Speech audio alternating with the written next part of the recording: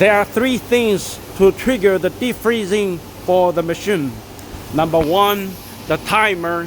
Here you can set the time for freezing.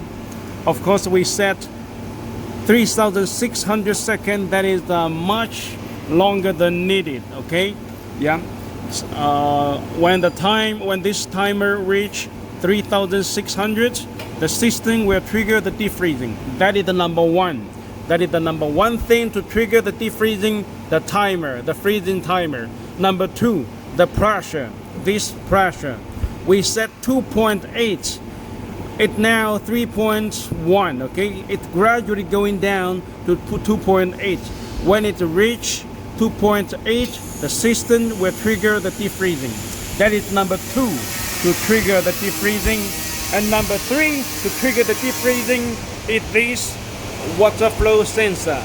When the evaporator is frozen up, the water will overflow from this pipe, and then this sensor will give the signal to the PLC to trigger the defreezing. So that is the three things to trigger the defreezing in this machine. For solid ice making, we should set very long freezing time, longer than needed, longer than 35 minutes. Okay, and we should set very low pressure, lower than 3 bar, like a 2.8. Okay, so we are waiting for the water to overflow from this pipe. Then this sensor will trigger the defreezing.